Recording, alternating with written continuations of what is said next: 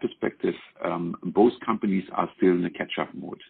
I would say the reason why SAP also is in the data business, but because they were the first mover in the in-memory. They tried to bring all the data in the enterprise into the in-memory, which then you have a faster capability to analyze the data. The same also Oracle did this too. So I would say they're still neck and neck try to go there or their software as a service business. And if you look at the quarter results, they're always calling that out, how much growth they have and how much they want to catch up with Salesforce.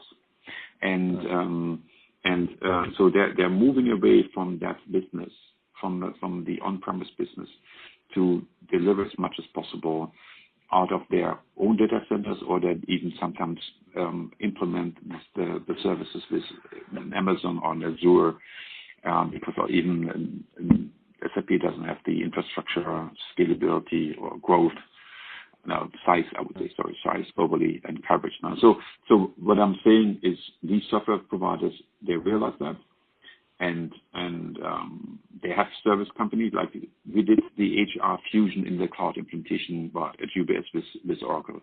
Oracle then set up their own service company to do the custom development and these 5-10% flexibility. They helped us to implement and Accenture did then the interfacing, the data migration, then the whole change management and the business side. But that pile of business, or this chunk of business, was much bigger if you would go for a PeopleSoft implementation on premise.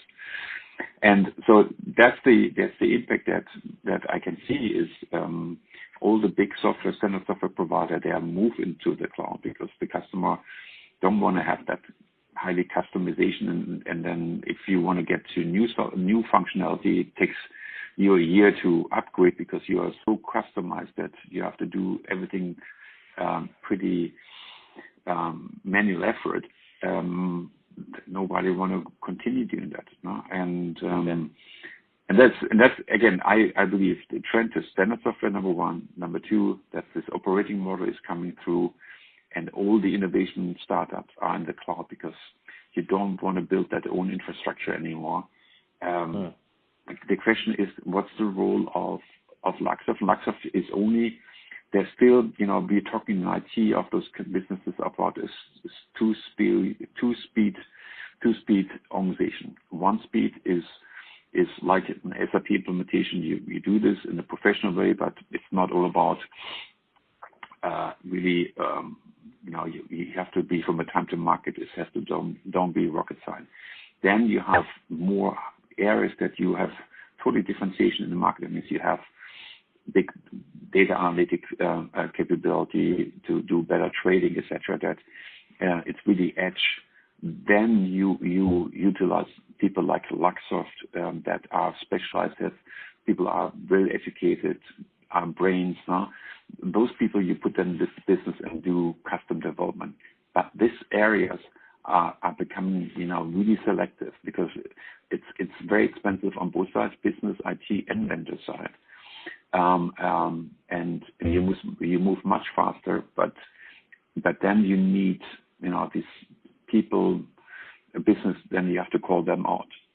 And I don't see that from a go-to-market. I don't see that positioning. That you keep that edge in an organization, saying this is our differentiation. We protect our own IP. We bring people that help us to execute, but we want to do this as much as possible also with in-house resources.